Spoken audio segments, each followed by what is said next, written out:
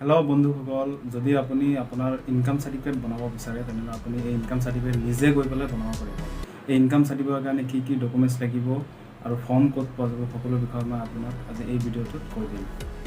Income certificate বনাবৰ কাৰণে যিটো ফৰ্ম লাগে সেইটো ফৰ্ম আপুনি আপোনাৰ DC কোৰ্টত বা ডিষ্ট্ৰিক্ট কোৰ্টত পাই যাব। ফৰ্মটোৰ মূল্য 5 টকামান ল'ব। ফৰ্মটো লৈ পেলাই আপুনি ফিল আপ কৰিব। যি ফিল আপ কৰিবলৈ আপোনাক বিচাৰি আছে সেই বস্তুবোৰ ভৰাই পেলাই ফিল আপ কৰিব। ফিল আপ কৰাৰ পিছত তাতে এটা ছিগনেচাৰ কৰিব। ছিগনেচাৰ কৰাৰ পিছত ফৰ্মটো আপোনাৰ ৰেডি হ'ল। আপোনাৰ 1 নম্বৰ ডকুমেণ্টছ লাগিব এড্ৰেছ প্ৰুফ। আপুনি আপোনাৰ এড্ৰেছ প্ৰুফৰ কাৰণে আপোনাৰ যদি আধাৰ কাৰ্ড আছে তেনেহ'লে আধাৰ কাৰ্ড দিব পাৰে, আৰু যদি আধাৰ কাৰ্ড নাই তেনেহ'লে ভোটাৰ ID কাৰ্ড থাকিলে ভোটাৰ ID কাৰ্ড দিব পাৰে, বা ড্ৰাইভিং লাইচেঞ্চ বা পাছপৰ্ট যিকোনো এটা ডকুমেণ্টছ আপুনি তাত দিব পাৰে।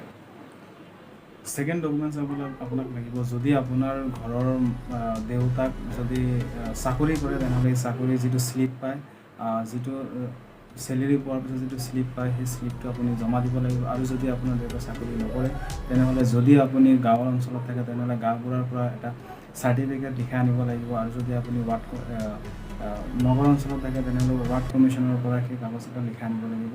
সেই কাগজত আপোনাৰ গাঁওবুঢ়া বা ৱাৰ্ড কমিশ্যনাৰে কিমান আপোনাৰ বছৰি ইনকাম হয় সেইটো উল্লেখ কৰি দিব। তাৰপিছত তৃতীয়তে ডকুমেণ্টছটো লাগিব আপোনাৰ খাজানা ৰিচিপ্ট, যিটো খাজানা আমি পে' কৰোঁ সেইটো খাজনা ৰিচিপ্ট লাগিব। আৰু যদি খাজনা ৰিচিপ্টটো নাথাকে তেনেহ'লে এটা খাজনা অফিচৰ পৰা ক্লিয়াৰেঞ্চ দিয়ে, সেই ক্লিয়াৰেঞ্চটো লাগিব। এই ডকুমেণ্টছকেইটা হোৱাৰ পিছত ফৰ্মটো লৈ আপুনি অৰিজিনেল ডকুমেণ্টছকেইটা লৈ যাব। জেৰক্স কৰিব কোনো দৰকাৰ নাইকিয়া।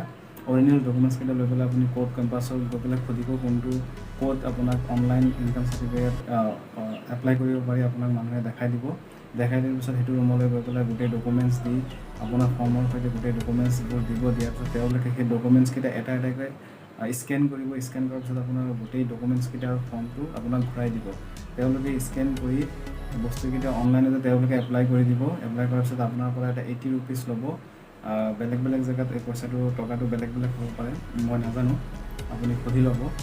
আৰু পইচাটো দিয়াৰ পিছত আপোনাক তাৰপৰা শ্লিপ এটা দিব। সেই শ্লিপটোত আপোনাৰ এপ্লিকেশ্যন নাম্বাৰ এটা লিখা থাকিব। সেই এপ্লিকেশ্যন নাম্বাৰ আপুনি শ্লিপটোৰ পৰা এপ্লিকেশ্যন নাম্বাৰ দি আপোনাৰ ইনকাম চাৰ্টিফিকেটটো কিমান দূৰ কাম হৈছে সেইটো আপুনি অনলাইনতে চেক কৰিব পাৰিব।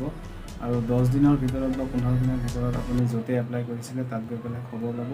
তাতে আপোনাক ইনকাম চাৰ্টিফিকেটটো আপোনাৰ হাতত দি দিব।